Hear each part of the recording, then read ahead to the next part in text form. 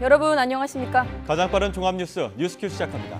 네, 올여름 장마가 시작부터 많은 비를 쏟아붓고 있습니다.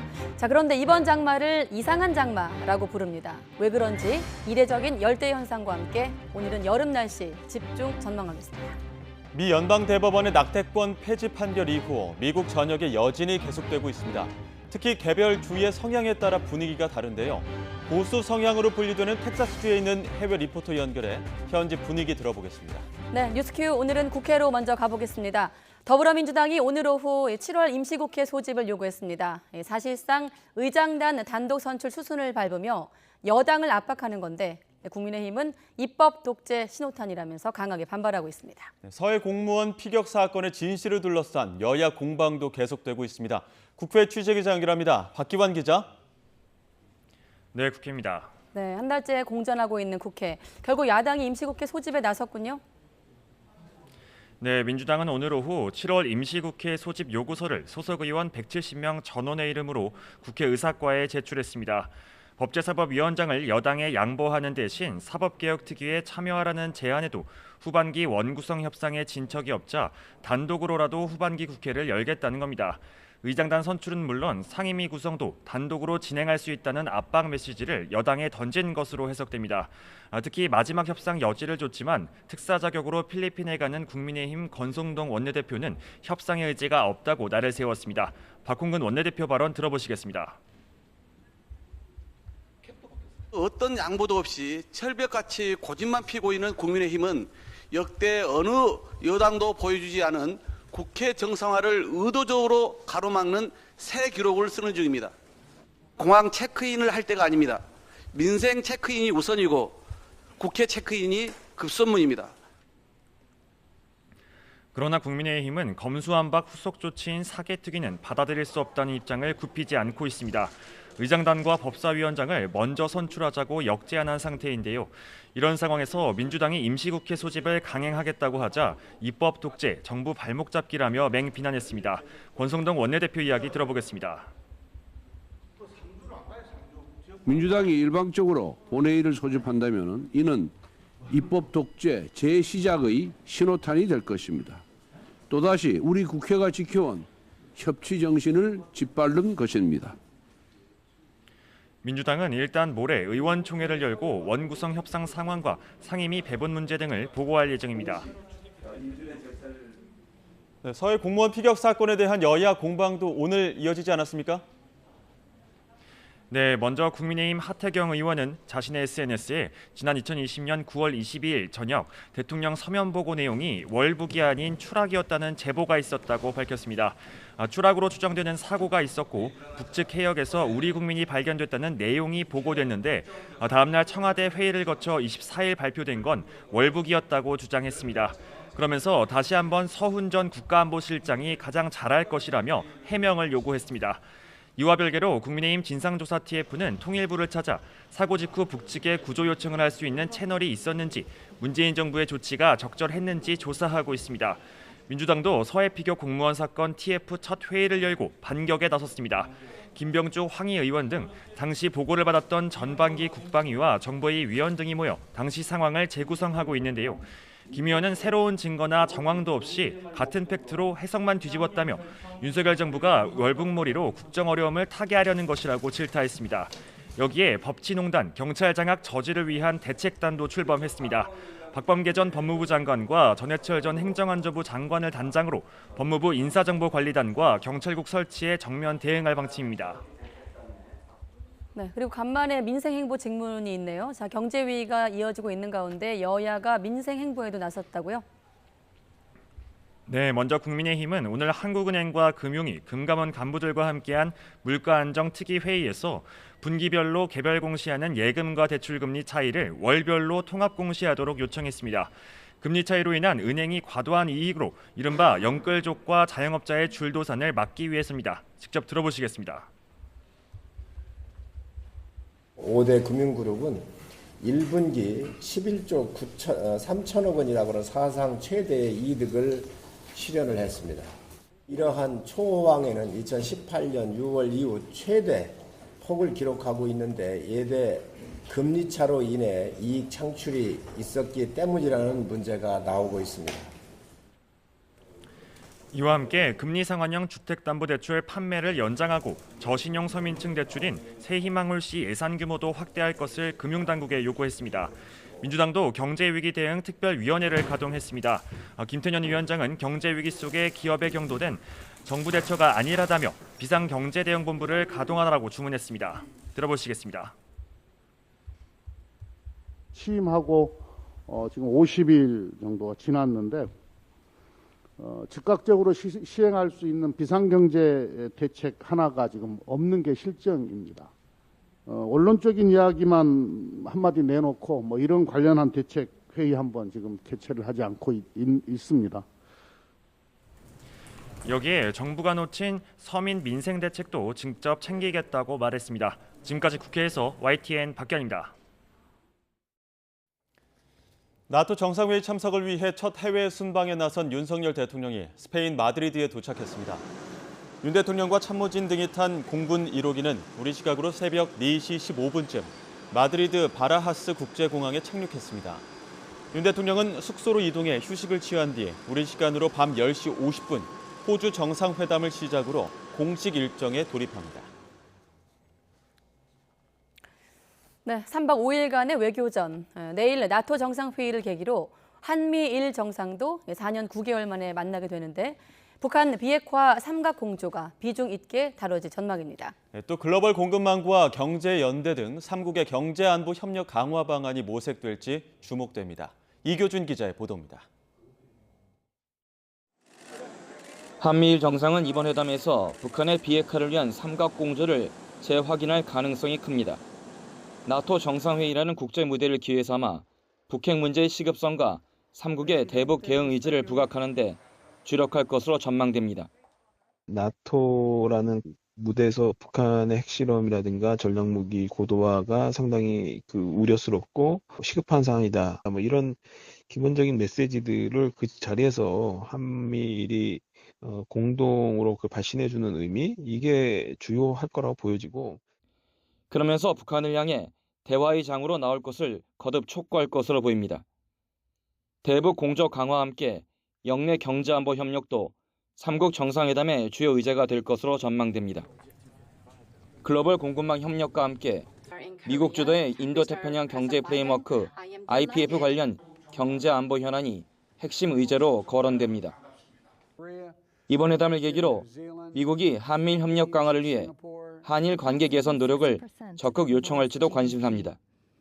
다만 회담 예상 시간이 약 30분 정도여서 구체적 협력 방안보다 한미일의 협력 의지를 다지는 상징적 회동이 될 수 있다는 관측도 나옵니다. YTN 이교준입니다.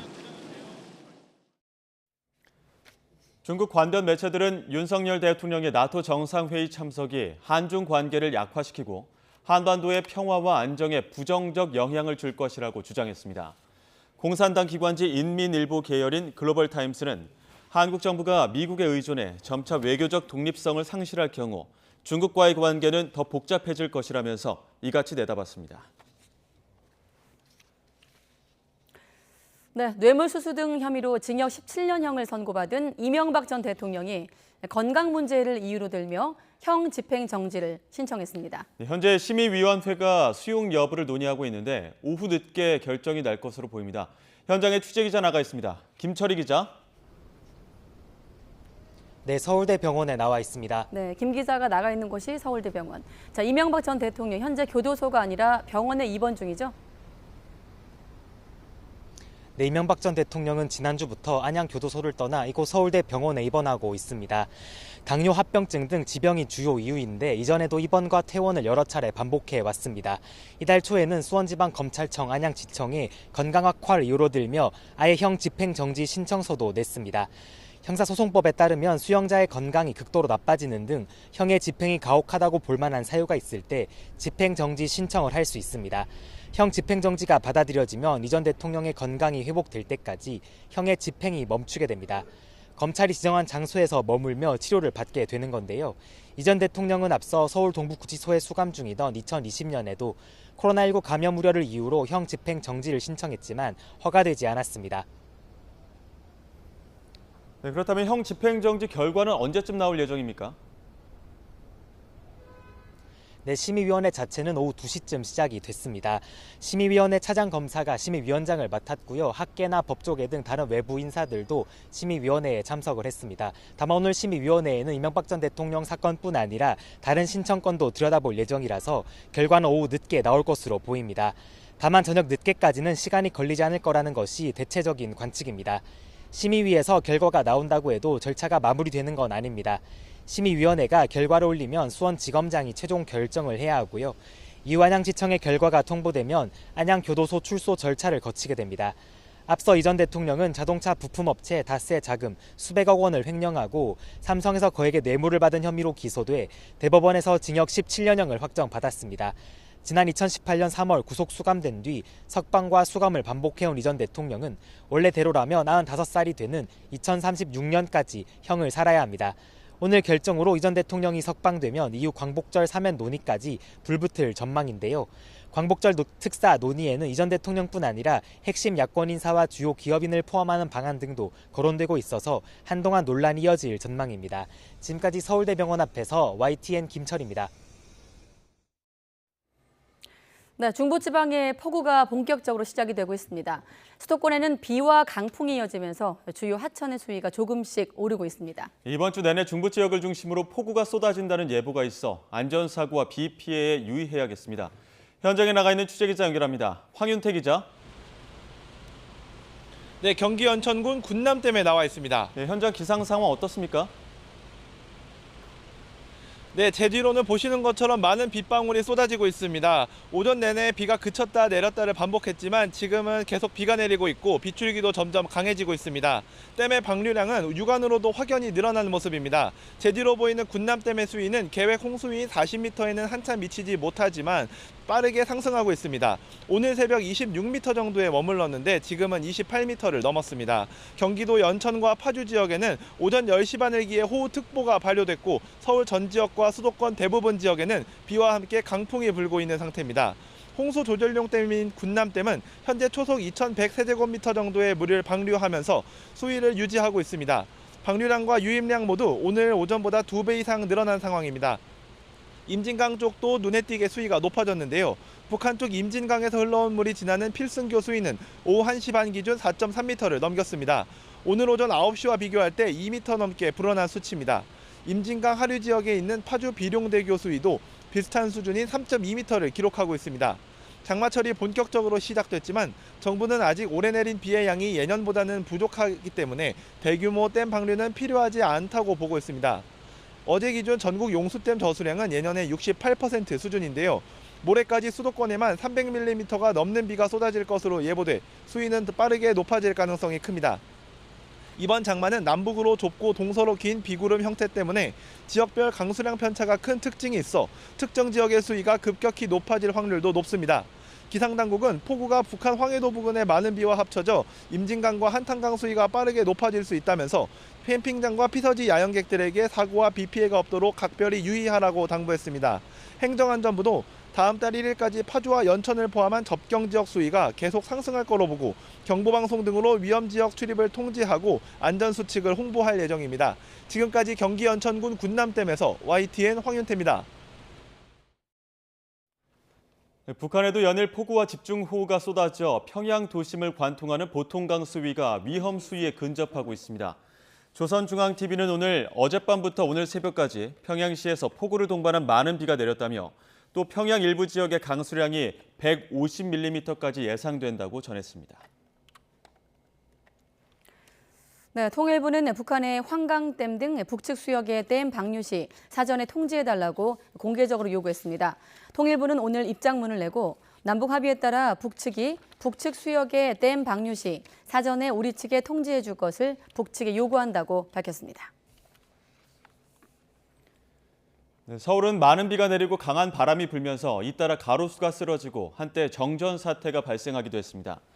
오늘 아침 7시쯤 서울 강남구 일대 가로수들이 강한 바람에 잇따라 쓰러졌습니다. 쓰러진 가로수가 인근에 있던 전선을 덮치면서 일대 정전이 발생해 주민들이 불편을 겪기도 했습니다. 네, 이렇게 며칠 사이에 내린 비로 서울 은평구 한 아파트 단지의 조경용 석벽이 붕괴하는 사고가 나기도 했습니다. 다행히 인명 피해는 없었지만 사고 현장이 평소 통학로로 이용되던 곳이라 주민들은 놀란 가슴을 쓸어내려야 했습니다. 김태민 기자의 보도입니다. 1톤이 넘는 거대한 바위덩이 수십 개가 인도를 덮쳤습니다. 어제 저녁 7시 반 서울 은평구의 한 신축 아파트 단지에서 석벽이 무너져 내린 겁니다. 붕괴 사고 현장입니다. 이렇게 거대한 석벽 구조물이 인도 위로 위태롭게 쏟아져 내렸고 난간은 모두 힘없이 휘어졌습니다. 흙벽은 그대로 쏟아질 듯 위험하게 경사면이 모두 노출된 상태입니다. 천만다행으로 다친 사람은 없었지만 아파트 주민들은 놀란 가슴을 쓸어내렸습니다. 애들이랑 그다음에 엄마들이 엄청 많이 다니거든요. 아마 아침에 무너졌으면 진짜 애들 많이 다쳤을 수도 있어요. 진짜 아찔하죠. 생각만 해도. 입주한 지 채 한 달여 만에 벌어진 사고에 분통을 터뜨리기도 했습니다. 여기에 잠깐만요. 어차피 이거는 버려지게 이게 해야 돼. 시공사 측은 며칠 사이 내린 비로 흙이 쓸려 내려가 사고가 난 것으로 보인다며 아파트 건물 안전에는 문제가 없다고 해명했습니다. 내린 폭우로 인해서 집중호우가 내린 것만큼 계산하지 못해서 배수시설의 용량이 좀 부족해서 일어난 것 같고요. 하지만 애초 시공이 부실했던 것 아니냐는 항의에는 뚜렷한 답을 내놓지 못했습니다. 지금 뭐 설계상에 문제가 있는 건 아니에요? 뒤에 이 정도 와가지고 무너지면 경찰과 지자체, 시공사 측은 현장 주변 통행을 막고 사고 현장에는 방수천을 덮어 임시 안전 조치를 마쳤습니다.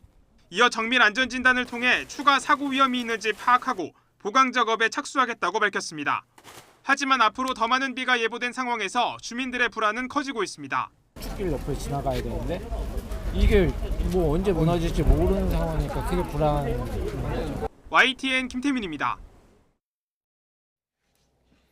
네, 자, 올여름 장마가 시작부터 호우를 쏟아붓고 있습니다. 모레까지 서울을 비롯한 수도권에 300mm가 넘는 폭우가 예상되고 있습니다.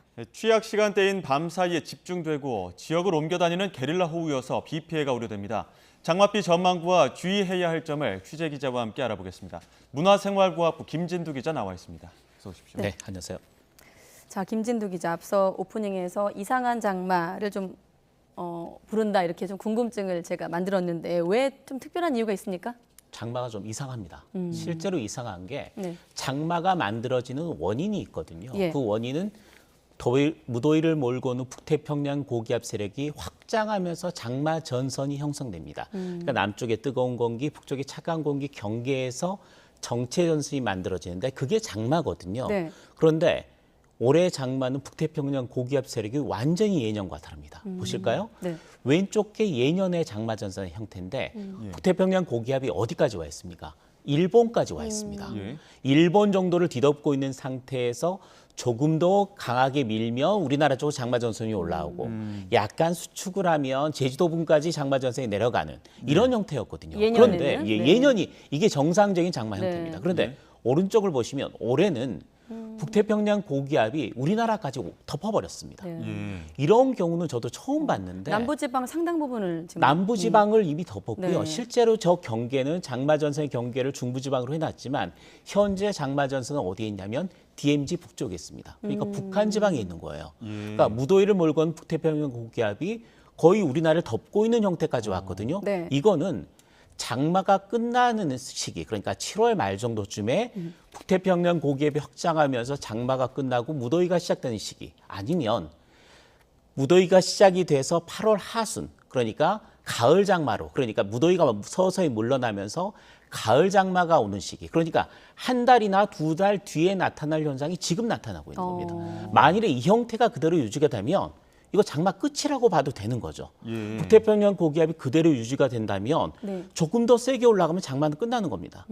그러니까 이런 형태까지 북태평양 고기압이 많이 확장을 했고 그리고 장마 전선이 중부지방에 걸려 있다. 특히 중부지방이 아니라 수도권 북쪽, 경기 북부 쪽에 걸려 있는 거는 장마 초기에는 굉장히 이례적인 현상인 거죠.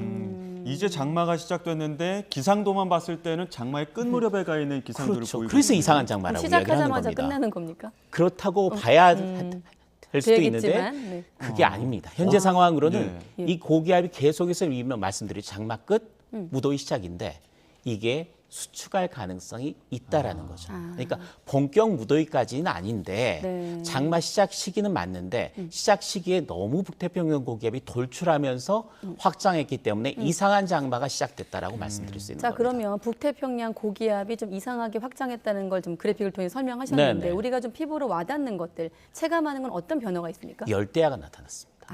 서울이 어제와 오늘 이틀 연속 열대였습니다. 서울뿐만이 아니라 서울에서 나타났다면 네. 충청도, 남부지방도 다 열대야죠. 전국 대부분 지방에서 열대야가 나타났습니다. 특이한 거는 서울이 6월 달에 열대야가 나타난 거잖아요. 네. 6월 달에 열대야가 나타난 건 서울 기상 관측 이래 처음입니다. 6월 달에 서울 아침 기온이 25도를 넘은 사례가 없었습니다. 그렇기 때문에 25도를 넘은 열대야가 6월에 사상 최초로 나타났다는 게 북태평양 고기압이 장마 초기에 이상하게 확장했다는 증거가 되는 거고요. 이렇게 열대야 또 낮에는 무더위까지 나타나고 있고 네. 지난주와 이번 주에 더위를 보면 약간 차이가 있을 겁니다. 지난주는 덥긴 했지만 그늘에 들어갔으면 괜찮은 더위였거든요. 이른바 불볕더위라고 이야기합니다. 그런데 이번 주의 더위는 그늘에 들어가도 더위가 사라지지 않습니다. 습도가 습해서. 높고 꿉꿉하고 굉장히 참기 어려운 정도의 습도가 높아지면서 그러니까 불쾌지수가 높아지는 그런 더위가 됐다라는 거. 완전히 차이가 났고 비는 내리면 약간 온도는 떨어지지만 그게 오히려 습도를 높여주기 때문에 계속해서 견디기 어려운 더위가 이어진다. 무더위, 찜통더위가 나타났다라는 게 이렇게 북태평양 고기압이 일찍 확장하는 것의 특징입니다. 그래서 밤에 왜 아직 밤에 에어컨 틀 때가 아닌데 그렇죠. 좀 이상한데 습한데 꿉꿉한데 이랬던 분들은 지금 김 기자 설명에서 궁금증이 해소가 되겠네요. 25도를 넘었고 습도가 높아지니까 에어컨 없이는 견디기가 힘든 밤이 되는 거죠. 열대야의 무더위에 찜통더위에 지금 저희가 바깥에서도 잠깐 바깥을 보면은 비가 억수같이 쏟아지다가 또 잠깐 보면은 비가 그치고 내리기를 반복하고 있거든요. 그게 중부지방에 주로 돼 있는 거고요. 남부지방은 대부분 맑은 날씨인데 가끔 소낙성 강수가 굉장히 강하게 내리는 그런 형태가 요즘 들어서 나타나는 현상이라고 보시면 됩니다. 비가 모레까지 또 300mm 넘는 호우. 그렇죠. 그게 중부지방이 지금 어쨌든 장마전선, 북태평양 고기압의 가장자리에서 장마전선이 형성되어 있기 때문에 그게 영향을 준다라는 이야기인데요. 이번 장마전선의 영향 같은 경우 모레까지 300mm를 봤다면 굉장히 많은 비를 본 겁니다. 그런데 이번 비에는 두 번의 고비가 있습니다. 그 표시가 되어 있습니다만은 오늘 밤부터 내일 아침까지가 첫 번째 고비인데요. 그때는 수도권과 영서, 충청, 전라북도 그리고 경상북도의 북부 일부 지방까지 강한 비가 내립니다. 두 번째 고비는 내일 밤부터 모레 아침 사이인데 이때는 수도권과 강원도에 비가 집중될 것으로 보입니다. 수도권과 강원도는 두 번 들어갔죠. 연속 두 번이 들어갔습니다. 그렇기 때문에 수도권과 강원 영서 지역에 가장 많은 300mm의 비가 모레까지 예상이 되고 있는 거고요. 충청 지방 쪽까지는 200mm 정도의 많은 비가 예상됩니다. 특히 가장 위험한 지역은 수도권과 영서 지방. 그리고 수도권과 영서 지방도 오늘과 내일 두 번의 고비 중에서는 어디가 더 강한 비가 내리느냐? 내일 더 강한 비가 내립니다. 그래서 보면 지금 수도권 영서는 오늘 밤부터 그냥 모레 아침까지는 그냥 쭉 긴장을 해야 될 것 같다는 생각이 들고 지금 보면 다시 한번 보여주시면 밤에 지금 비가 내리거든요. 두 번의 고비. 이걸 야행성 게릴라호라고 하는 건가요? 밤만 되면 비가 강해진다. 그래서 야행성입니다. 게릴라성이라는 특징은 지역을 옮겨 다니다. 강한 비가 내리는 지역이 한 군데에 집중이 되지 않고 서울에서 경기 남부로 갔다가 충청, 전라북도까지 내려갔다. 이게 게릴라성입니다. 두 가지 특성이 다 나타나는데 야행성 장마라는 거는 밤이 되면 어쨌든 온도가 좀 떨어지거든요. 떨어지는데 이미 습도는 높아졌고 온도도 높아져 있는 상태에서 온도가 갑자기 밤이 되면서 떨어지니까 이 상승기류와 하강기류가 더 강해집니다. 그래서 비구름이 한번 발달하기 시작하면 낮보다 훨씬 강하게 발달한다는 특징이 있는 거고요. 게릴라성이 되는 이유는 뭐냐면 북태평양 고기압이 확장해 있는데 그게 낮 동안의 세력을 유지하기 때문에 DMZ 북한 쪽에 비가 내린단 말이죠. 근데 밤이 되면 이게 수축을 합니다. 약간 물러난다는 거죠. 물러나면 경기 북부, 서울, 경기 남부, 충청, 전라북도까지 오늘 밤 사이에 옮겨다니면서 비가 내리고 내일 같은 경우에는 그 고기압과 찬 공기의 경계가 수도권과 강원도 지역에 굉장히 좁게 형성될 가능성이 높습니다. 이럴 때는 굉장히 강한 비 그리고 많은 피해가 날 가능성이 가장 높은 여름철에 가장 주의해야 될 그런 네. 형태거든요. 그래서 저는 오늘 밤보다는 내일 밤을 정말 주의 깊게 봐야 된다. 그리고 굉장히 조심해야 된다라고 오늘 말씀드리는 밤보다는 겁니다. 내일 밤이고 또 설명 듣다 보니 아까 박사원 앵커가 전해준 북한 있잖아요. 네네. 북한에도 연일 폭우랑 집중호우 때문에 보통강 수위가 위험 수위에 근접하고 그렇죠. 있다고 지금 했잖아요. 레이더 영상 같은 걸 보면 네. 우리나라 쪽은 비구름들이 산발적으로 좀 분포돼 있는데 아주 강한 비구름들은 다 북한에 분포해 있습니다. 시간당 한 50mm가 넘는 비가 강한 비가 내리는 지역들이 대부분 DMZ 북쪽에 있거든요. 그 비구름들이 지금은 북태평양 고기에 버티고 있기 때문에 못 내려왔던 건데 그게 수축하고 팽창하는 그 상황에 따라서 오늘과 내일까지 그리고 모레까지는 수도권과 충청, 전라북도까지 오르내리면서 네. 비를 뿌릴 가능성이 높다. 특히 밤이 되면 예. 비가 더 강해진다는 이야기. 저희가 앞서 리포트로 많이 보여드렸습니다만 강남 지역에서는 뭐 가로수가 쓰러지기도 그렇죠. 하고 좀 은평구 지역에서는 석벽이 무너지기도 했는데 네. 이렇게 야행성으로 또 게릴라성으로 호우가 이어진다면 비 피해는 어느 정도로 좀 우려를 할 수 있을까요? 앞서 뉴스에도 나왔습니다만은 강풍이 있었거든요. 예. 장맛비인데 강풍 피해가 있었습니다. 이게 특이한 경우인데 이 고기압이 확장하고 북쪽에 저기압이 통과하면서 기압 경도력이라고 하는데 남쪽과 북쪽 기압 경도력이 굉장히 커지면서 바람이 굉장히 강하게 불고 있는 겁니다. 예. 이게 오늘과 내일까지입니다. 단순히 비만 오는 게 아니죠. 그렇죠. 오늘과 내일까지는 특히 강풍에도 대비를 해야 되는데 수도권을 포함해서 해안가 쪽에서는 초속 20m가 넘습니다. 초속 17m가 넘으면 태풍급으로 분류를 하는데 20m가 넘고 상간에는 30m 이상의 돌풍이 관측이 됐거든요. 네. 따라서 오늘과 내일까지는 강풍 피해에 우선 대비를 해야 되고요. 두 번째는 역시 비 피해입니다. 네. 갑자기 강한 비가 두세 시간씩 집중해서 내리면 무조건 피해가 발생하게 돼 있는데 우선 저지대 침수 피해 대비를 해야 되겠고요. 네. 도심 하천 같은 경우에는 고립사고를 조심해야 됩니다. 또 아마 지금 같은 경우 야행객이 그렇게 많지는 않겠습니다만은 산간 계곡의 야행객은 특별히 더 조심을 해야 되겠고요. 네. 가장 제가 한번 강조해서 말씀드리고 싶은 것은 산사태 조심해야 됩니다. 산사태. 토사 유출이나 산사태 조심해야 되고 특히 산사태를 더 조심해야 되는 지역은 아직까지 큰 비가 내리진 않았습니다만 지난 봄에 대형 산불이 났던 지역 거기에는 만일에 올 여름에 7월까지 8월 정도까지 집중호우가 쏟아진다면 2차 피해를 입을 가능성이 상당히 높기 때문에 주의를 기울여야 되는 지역입니다. 네, 사실 뭐 늘 장마 때 얘기하지만 국지성 호우 이번 장마도 보면 네. 비가 멈추는가 싶어서 우산을 좀 놓고 나왔다가 낭패해 보신 분들도 계시거든요. 우산은 꼭 챙겨야 되겠습니다. 자, 김진두 기자와 함께 이상한 장마에 관한 이야기 해봤습니다. 네, 김진두 기자 수고했습니다. 네.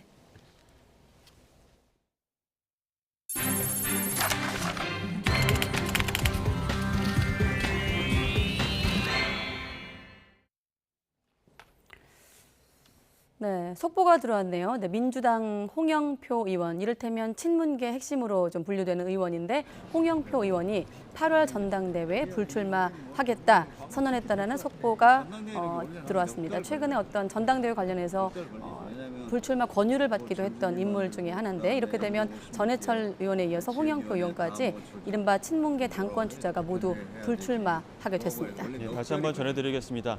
이미 민주당 워크숍 이후에 홍영표 의원 당을 위해서 희생하고 헌신하겠다 이렇게 의사를 밝힌 적이 있었는데요. 그에 따라서 민주당 홍영표 의원이 당권 주자 전당대회 불출마를 선언했다는 소식이 속보로 들어왔습니다. 네, 사실 이재명 의원과도 좀 동반 불출마 뭐 이런 얘기도 나왔었는데 이재명 의원 또 입장이 추가되면 다시 한번 여러분께 알려드리도록 하겠습니다. 네, 다음 소식입니다. 공군 성폭력 피해자 고 이해람 중사 사망 사건 수사를 맡은 특별검사팀이 공군 본부를 비롯해 관련 기관들을 대상으로 동시다발 압수수색에 들어갔습니다. 네, 정식 수사에 착수한 지 3주 만인데요. 취재기자 연결합니다. 손효정 기자. 네, 사회 일부입니다. 네, 고 이중사 관련 특검팀이 출범하고 나서 처음으로 강제 수사에 나선 거죠? 네, 안미영 특별검사팀은 오늘 공군 본부 등 군 기관들을 상대로 압수수색을 진행하고 있습니다. 이중사가 소속돼 근무했던 제20 전투비행단과 제15 특수임무 비행단에서도 관련 자료를 확보하고 있습니다. 이번 압수수색 대상엔 이중사 사망 직후 사건을 초동 수사했던 공군 수사단 등도 포함됐습니다. 고 이중사 관련 특검팀이 이처럼 동시다발 압수수색에 나선 건 처음이고 지난 5일 공식 수사에 착수한 지 23일 만입니다. 특검팀은 고 이중사 사망 이후 제기된 부실 수사와 2차 가해 같은 여러 의혹의 진상을 규명하고자 신속하고 철저히 수사하고 있다고 전했습니다. 또 당시 군 내부에서 사건 은폐나 수사 외압이 있었다는 의혹 역시 관련 기록과 증거를 바탕으로 전방위 수사하고 있다고 덧붙였습니다. 특검팀의 수사 대상은 이중사 사망과 관련해 이미 재판에 넘겨진 사건 외에 공군 내 성폭력과 2차 가해 의혹입니다. 또 당시 국방부와 공군본부의 은폐 의혹 등 군 사법경찰과 군 검찰단, 군 법무관들의 직무유기나 직권남용 관련 불법 행위도 집중 수사 대상입니다. 특검팀은 그동안 국방부나 국가인권위원회 같은 기관에서 수사기록 5만여 쪽을 전달받아 검토했고 유족이나 부실수사 의혹을 제기해온 군인권센터 관계자를 비롯한 사건 관련자들을 면담 또는 조사했습니다. 오늘 첫 강제수사를 계기로 사건의 진상규명에 본격적으로 속도가 붙을지 주목됩니다. 지금까지 사회 일부에서 전해드렸습니다. 네, 전남 완도에서 실종된 일가족 3명에 대한 경찰 수색이 일주일째 이어지고 있습니다. 조윤아 양 가족이 찍힌 CCTV 영상을 YTN이 추가로 확보했습니다. 네, 또 1시간 전쯤에 윤아 양 일가족이 탔던 차량의 앞부분 부품으로 보이는 물체가 발견됐다는 소식도 새로 들어왔습니다. 현장 취재기자 연결합니다. 오선열 기자. 네, 전남 완도 송곡 선착장에 나와 있습니다. 네, 조윤아 양 관련한 흔적들도 들어오고 있고 또 추가된 속보들도 있던데 전해주시죠.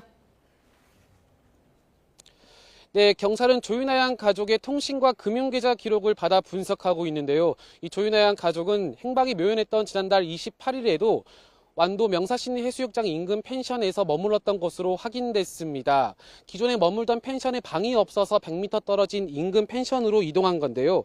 이 조윤아 양 가족은 펜션을 나섰던 지난달 30일 밤에도 수상한 모습을 보였습니다. 조 양 가족이 펜션을 나갈 때 짐이 없어서 궁금증을 자아냈는데요. YTN이 추가로 입수한 CCTV 먼저 보시겠습니다. 영상을 보면 윤아 양 어머니가 미리 여행용 가방을 승용차 트렁크에 실는 것을 확인할 수 있습니다. 윤아 양 어머니가 퇴실 전 분리수거하는 모습도 찍혔는데요. 숙소 문이 열리고 검은 옷차림을 한 윤아 양 어머니가 나옵니다. 한 손에는 숙소에서 나온 쓰레기가 가득 들려 있고 이후 엘리베이터를 타고 쓰레기장으로 가서 일일이 분리수거하는 모습도 있습니다. 이 영상은 숙소를 빠져나가기 불과 30분 전인 밤 10시 30분쯤에 찍혔는데요. 조양 어머니는 2차례에 걸쳐 쓰레기를 치우는 등 숙소를 깔끔하게 정리했다는 정황도 담겨 있습니다. 이후 다시 숙소로 올라간 조양 어머니는 밤 11시쯤 윤아 양을 얻고 나왔습니다.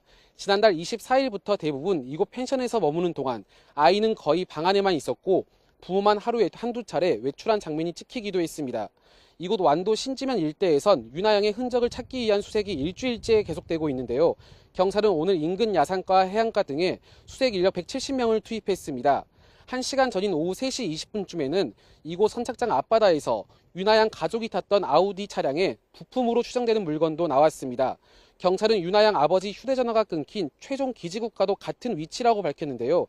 경찰은 추가 CCTV 분석과 함께 차량 부품이 발견된 곳을 집중적으로 수색해 최대한 빨리 차량을 발견하겠다고 밝혔습니다. 지금까지 전남 완도 송곡 선착장에서 YTN 오선열입니다. 네, 이른바 캠핑 성지로 불리는 인천시 옹진군 섬 갯벌에 또 승용차가 빠지는 사고가 났습니다. 이번 달에만 벌써 3번째인데요. 도로가 물에 잠기길 반복하다 보니 비슷한 사고가 잇따르고 있지만 관할 군청은 예산 문제로 별다른 대책을 세우지 못하고 있습니다. 취재기자 연결합니다. 우철희 기자. 네, 사회일부입니다. 네, 인천 섬 갯벌에 또 차가 빠졌다고요? 네, 그렇습니다. 신고가 접수된 건요, 오늘 새벽 6시 20분쯤입니다. 지금 보고 계신 화면이 현장에서 촬영된 영상입니다. 은색 승용차 한 대가 갯벌에 깊숙이 빠져 있는 모습입니다. 사고 당시 차량 안에는 사람이 없었던 것으로 파악이 됐습니다. 소방과 해양경찰이 현장에 출동을 했고요. 차량 주인에게 연락을 했는데 실제 운전자는 차량 주인의 30대 아들로 알려졌습니다. 운전자는 아직 연락이 닿지 않고 있는 가운데 해경은 정확한 사고 경위 파악에 나섰습니다. 다만 길 초입에 세워둔 차가 바닷물에 밀려 갯벌에 빠졌을 가능성 등이 제기되고 있습니다. 차량은 현재 무트로 견인된 상태입니다. 사고가 난 곳은 인천시 옹진군에 있는 선제도와 측도 사이의 갯벌입니다. 선제도와 측도는 폭 4m, 길이 500m의 자갈길로 이어져 있는데요. 갯벌과 바로 접해 있는 이 도로는 밀물되는 물에 잠겨서 하루에 2번만 딱 모습을 드러냅니다. 그런데 최근 이곳 일대가 이른바 캠핑 성지로 유명해져서 오가는 차량들이 많아졌습니다. 확인된 유사 사고만 이번 달 들어 벌써 3번째입니다. 앞서 인터넷 커뮤니티에서도 SUV 차량과 전기차가 비슷한 곳에 빠진 사진이 게시돼 화제가 되기도 했습니다. 옹진군은 예산 등의 문제로 주민들이 요구하는 다리 건설에 난색을 보이고 있는 가운데 주의 표지판을 설치하겠다고만 밝힌 상태입니다. 뚜렷한 대책이 나오기 전까지는 이곳을 지나거나 차를 세우는 경우 각별한 주의가 필요해 보입니다. 지금까지 사회일부에서 YTN 오철입니다. 코로나19 신규 환자가 9,000명대를 기록하면서 지난주보다 600명 가까이 늘었습니다. 방역당국은 유행 감소세가 한계에 도달한 것으로 보인다면서도 재유행의 시작점으로 판단하기엔 아직 이르다고 선을 그었습니다. 취재기자 연결합니다. 신현준 기자. 네, 신현준입니다. 네, 자세한 신규 확진자 현황 전해주시죠. 네, 오늘 0시 기준 신규 환자는 9,896명입니다. 하루 전보다 6,000명 넘게 늘면서 지난 9일 이후 19일 만에 가장 많은 확진자를 기록했습니다. 10,000명 아래 4자릿수 확진자도 19일째 이어지고 있지만 유행 감소세는 주춤한 상황입니다. 일주일 전과 비교하면 600명 가까이 많고 2주 전보다도 100명 넘게 늘었습니다. 화요일 발표 기준으로 신규 확진자가 전주보다 늘어난 것은 현충일 연휴가 포함된 주를 빼면 3월 15일 이후 15주 만입니다. 특히 해외 유입은 119명으로 사흘 연속 100명을 넘겨 증가세입니다. 세계적으로 확진자가 다시 늘고 있는 데다 입국자 격리 면제 등으로 왕래가 활발해졌기 때문으로 분석됩니다. 방역당국은 그러나 코로나19 확진자가 지난주 대비 소폭 늘고 있는 것과 관련해 재유행의 시작으로 보긴 이르다고 평가했습니다. 중앙방역대책본부는 지난 3월 유행 정점 이후 감소세가 유지돼 왔지만 최근 둔화하고 있다며 감소 추이가 어느 정도 한계에 도달한 것으로 판단했습니다. 따라서 당분간 현재 수준에서 유행이 증감을 반복하는 등락이 이어질 것으로 내다봤습니다. 백신 접종이나 자연 감염으로 획득한 면역력이 감소하면서 확진자가 증가할 수 있다고 분석한 건데요. 다만 재유행이 시작됐다고 평가하기엔 이르다고 선을 그으면서 증가세 전환은 확진자 추이와 위중증, 사망 지표 등을 종합적으로 고려해 관찰할 필요가 있다고 설명했습니다. 방역당국은 지난주 주간 위험도도 발표했는데 6주 연속 낮은 단계를 유지했습니다.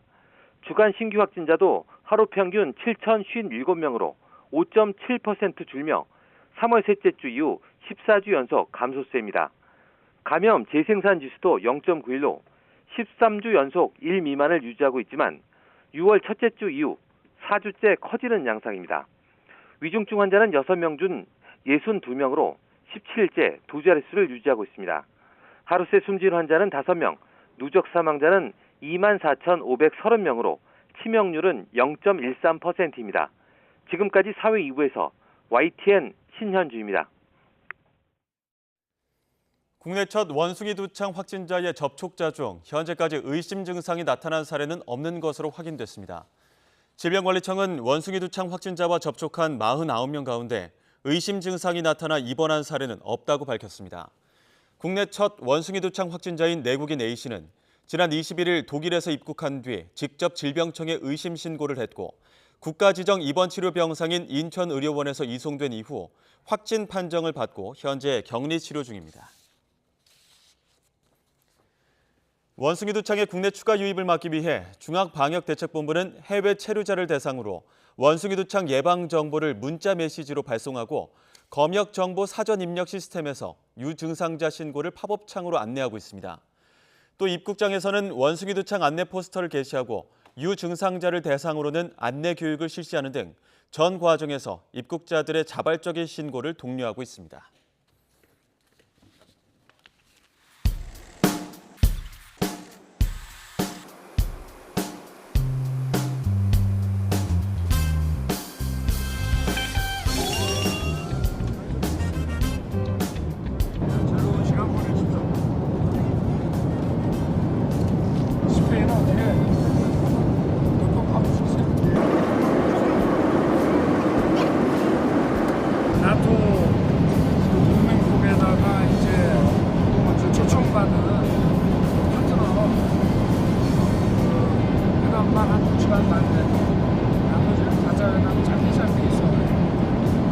길게는 못 가요.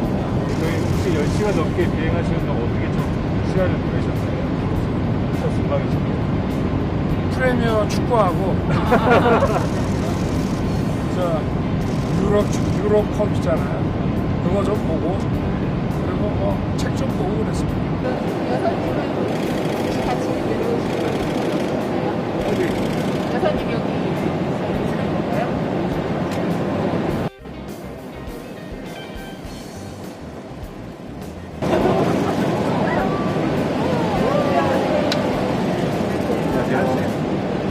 아니 마스크 한번 벗어봐. 비행 어떠셨나요, 여사님? 뭐 할 말씀 하시지? 한 말씀 해주세요. 장시간 비행하셨는데 컨디션은 좀 어떠신가요? 글쎄 뭐 이제 또 밤에 도착하고 가서 또 쉬니까 하여튼 여러분들도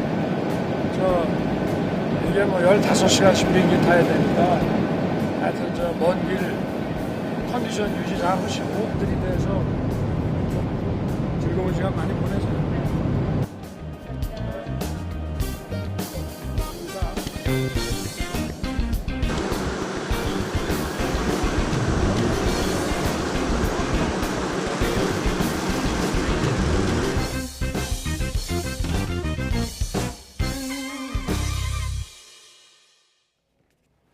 네, 기내에서의 깜짝 인사를 먼저 보셨고 윤석열 대통령 나토 정상회의가 열리는 스페인 마드리드에 도착을 했습니다. 호주 총리와의 정상회담을 시작으로 다자 외교 데뷔전에 본격 돌입할 예정입니다. 또 국회에서 후반기 원구성을 두고 여야 대립이 격화하고 있는 가운데 여야 모두 내홍의 불씨는 여전한 상황입니다. 오늘은 추은호 해설위원과 함께 정치권 주요 이슈 짚어보도록 하겠습니다. 네, 안녕하십니까 위원님? 네, 안녕하세요. 네. 다자 외교 첫발 윤석열 대통령이 일단은 뭐 지난번 한미 정상회담은 겪었습니다만 다자 외교 데뷔전 아니겠습니까? 그렇습니다. 네. 아마 다자 외교에 임하는 윤석열 대통령 되게 마음이 굉장히 부담이 많을 겁니다. 어떻게 보면은 각국 정상들 30개국 넘는 정상들을 일구에 만난다는 게 굉장히 쉬운 것은 아니거든요. 아무리 준비를 해도 부담감 많을 겁니다. 그러면서도 한편으로는 굉장히 설렐 겁니다. 이런 것들을 어떻게 잘 극복하면서 성과를 내야 된다. 네. 그러면서 또 어떻게 보면 익숙하지 않거든요. 그 의전이라든가 아니면 격식이라든가 제 경험으로는 유럽 국가가 굉장히 그 의전 격식을 엄격하게 따지고 또 많이 네. 챙기는데 그중에서도 왕이 있는 국가가 더 많이 이런 것을 따집니다. 아마 윤석열 대통령 그런 것 자체가 하나하나 몸에 안 배어 있을 텐데 네. 그런 것들도 배운다라는 과정으로 좀 차근차근 익숙해졌으면 좋겠습니다. 네, 배운다라는 과정으로. 앞서 기자단과 10분 정도 이제 즉석 질의응답하는 걸 저희가 이제 영상으로 압축을 했는데 역시나 뭐 김건희 여사 모습도 눈에 띄었거든요. 이렇게 공식적으로 기자들 앞에 나선 것은 처음이죠. 그렇습니다. 네. 김건희 여사가 기내 간담회 때 잠깐 모습을 나타냈고 인사만 했습니다. 네. 여기에 기자들이 뭐 컨디션 어떠냐 물어보면 봤는데도 아무런 대답은 하지는 않았고요. 김건희 여사도 나토 정상회의에서 배우자 세션이 있습니다. 배우자 행사를 따로 하는데 그중에서 제가 제일 관심을 기울이는 게 어떤 거냐면은 소피아 국립미술관을 방문하는 겁니다. 네. 여기에서 참석하는 다른 그 국가 정상의 배우자들과 늦은 오찬도 같이 하는데 이게 왜 중요하냐면은 그 미술관은 피카소 게르니카가 있는 그런 네. 유명한 미술관인데 한미 정상회담 만찬을 우리가 용산 국립박물관에서 하지 않았습니까? 찬반 여론이 있었지만은 여기서는 유명한 국립미술관에서 그 늦은 오찬을 행사를 하는데 여기에서 스페인을 어떻게 준비를 하는지 이런 것을 여기 임하는 각국 정상 배우자들은 어떻게 대응을 하는지 이런 부분들도 우리가 좀 잘 좀 보고 우리나라 앞으로 이런 행사 있을 때 접목을 시키는 방안도 한번 좀 그런 기회로 삼았으면 좋겠습니다. 네. 자, 그런데 아까 그 대통령 답변 속에서도 축구 얘기가 나왔는데 이 문제를 가지고 여야 간에 또 때 아닌 축구 공방이 있었거든요. 잠깐 좀 여야 공방을 좀 들어보겠습니다. 비행기 안에서 뭐 하셨냐? 그러니까 유럽 축구 보셨다 이런 얘기 하셨더라고요. 애교로 나가다 보면은 누구를 만날지 그러면 그 사람에 대한 인적 사항과 또 무슨 얘기를 나눌지 이런 거 준비하기에도 벅찬 시간입니다. 그런데 벌써 유럽 축구 보셨다 그러니까 걱정스럽습니다. 15시간이에요, 비행시간이. 저희가 공부를 15시간 계속 할 수는 없잖아요. 아마 잠시 쉬는 시간에 유럽 축구 같은 것도 좀 보신 것 같은데 방점을 어디에 찍느냐 있는 것 같습니다. 저는 자료를 좀 보느라 쉬지 못했다는 찍고 싶고요. 축구 잠시 봤다고 큰 문제는 될 것 같지 않습니다. 좀 너그럽게 봐주시죠. 네. 백혜련 의원은 걱정스럽다. 김정재 의원은 너그럽게 봐달라. 아주 불필요한 주제를 가지고 두 의원이 싸우는데, 네. 근데 여기서 우리가 또 이렇게 축구를 좋아하는 분들은 이렇게 이런 이야기를 합니다.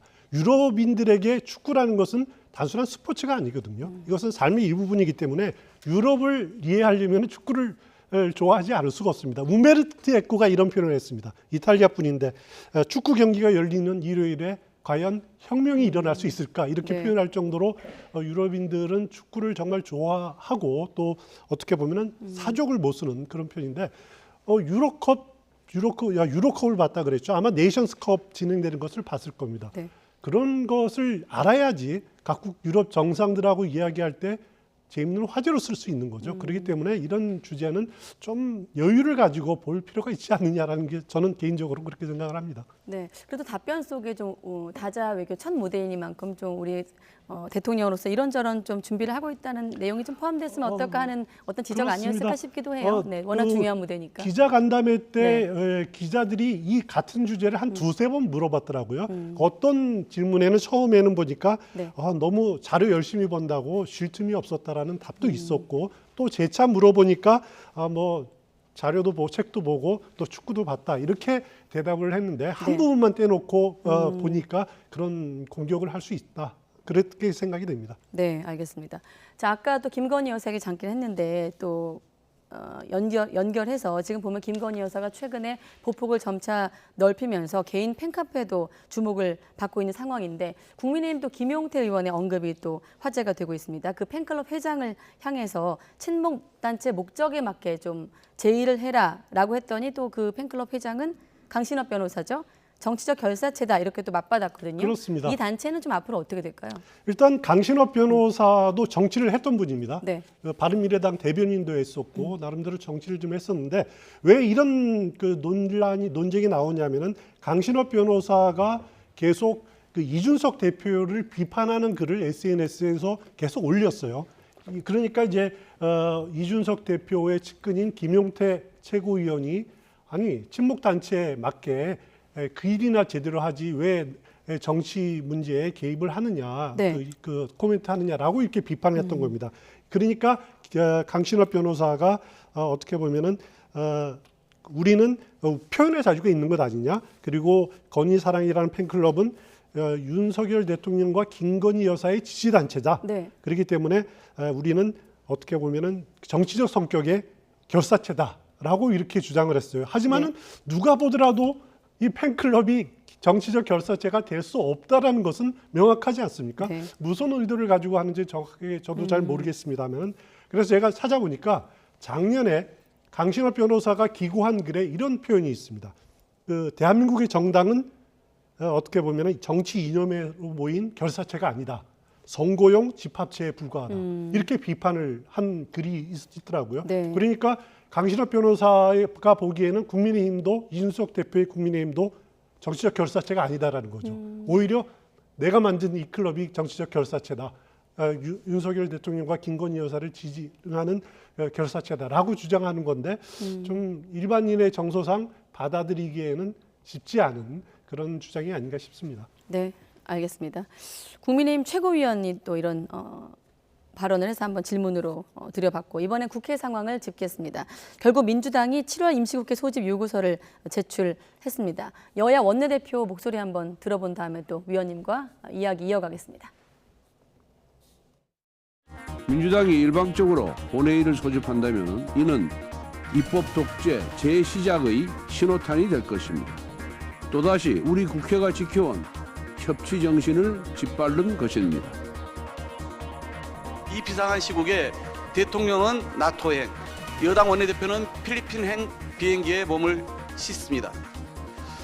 협상의 상대를 무시하는 것도 모자라 아예 대화 자체를 포기한 무책임한 협상농단입니다.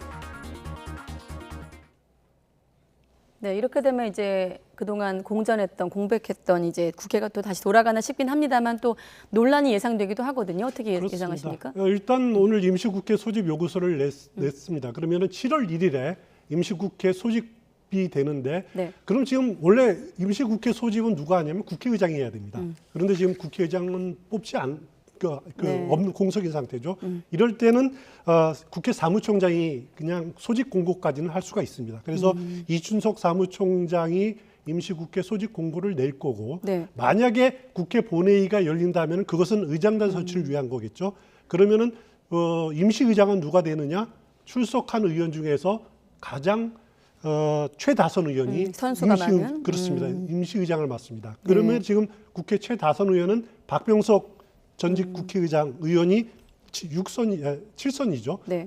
그 가능성이 있는데 뭐 참석할지는 여부를 모르겠습니다만 중요한 거는 그러면 7월 1일에 바로 민주당 단독으로라도 국회 본회의를 열어서 의장단 선출에 들어갈 가능성이 있느냐? 저는 그럴 가능성은 낮다고 봅니다. 네. 일단 국민의힘을 압박하기 위해서 임시국회를 소집을 요구를 한 거고 만약에 협상이 결렬이 되면은 언제든지 본회의 열 수 있다라는 거죠. 7월 1일이라는 날이 왜 제가 안 된다고 보냐면은 윤석열 대통령이 들어오는 날입니다. 그리고 권성동 원내대표가 필리핀 방문 마치고 돌아오는 날인데 이날 맞춰서 마치 군사작전 하듯이 그냥 단독으로 그 국회의장단 뽑는다. 민주당에서 그렇게 밀어붙일 힘이 저는 없다고 생각을 하고요. 네. 만약에 강행을 한다라면은 지난 4월 말 5월 초에 있었던 검수완박, 이른바 검수완박 법안 강행 처리처럼 또다시 국민적 비난에 휩싸일 가능성이 있기 때문에 지금 단계에서는 국민의힘 압박용이다. 이렇게 보시면 될 것 같습니다. 일단 국회부터 열어놓고 국민의힘을 압박하자. 그렇습니다. 이렇게 보시는 그런데 거군요. 일단 재헌절이 그 7월 17일이지 않습니까? 네. 그 전에는 국민의힘도 원구성에 합의할 가능성 저는 굉장히 높다고 보고요. 네. 그래서 권성동 원내대표가 돌아오는 금요일부터 아마 개원 협상이 아주 빨라질 가능성이 높습니다. 그래서 네. 빠르면 다음 주면은 이루어질 가능성이 상당히 높다 이렇게 보시면 될 것 같습니다. 빠르면 다음 주 정도로 그렇습니다. 예상할 수 있다. 네, 알겠습니다. 일단 보면은 민주당 같은 경우는 지금 국회의장단 단독 선출 또 청문회 강행을 시사하고 있고 사개특위 구성 문제도 있거든요. 가장 먼저 민주당이 좀 물리적으로 할 수 있는 게 있다면 어떤 겁니까? 제일 먼저 민주당의 제일 중요한 카드로 생각하는 것은 사법개혁특위를 정상화하자라는 것이 네. 가장 중요한 카드일 겁니다. 왜냐하면 사법개혁특위를 정상 가동을 해야지 중대범죄수사청 입법을 해야 되거든요. 네. 그것을 연말까지는 빨리 마무리해야 된다라는 그런 타임테이블이 있는 거고요.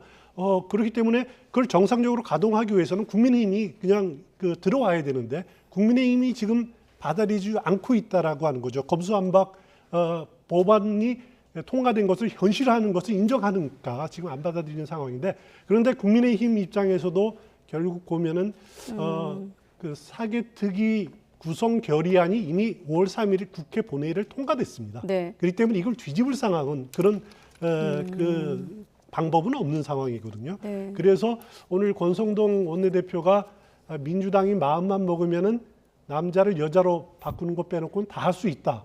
이렇게 말한 것을 보면은 서서히 그 권성동 원내대표도 현실을 받아들이는 상황이 아니겠느냐. 그래서 다음 주부터 개원 협상이 아주 급물살 탈 가능성 충분히 있어 보입니다. 네, 나토 정상회의 끝나고 다음 주 상황까지 한번 국회는 지켜보기로 하고 자, 앞서 저희가 속보로 전해드렸죠. 홍영표 의원, 민주당 홍영표 의원이 8월 전당대회 불출마 선언을 했다라는 속보가 있었는데 친문계 핵심으로 분류되는 그렇습니다. 홍영표 의원 이렇게 되면 이제 전해철 의원에 의해서 친문계 당권 주자는 모두 불출마하게 된 것 아니겠습니까? 그렇습니다. 전해철 의원 이어서 홍영표 의원이 불출마하면은 친문계 이번 전당대회 대표 도전 다 손 놓게 됩니다. 네. 그러면 이제 남은 것이 과연 세대교체론이 주자들 그 주자들이 어느 정도 적극성을 가지고 출마를 하느냐라는 것에 달려 있고요. 네. 아니면은 그냥 거의 그 이재명 의원의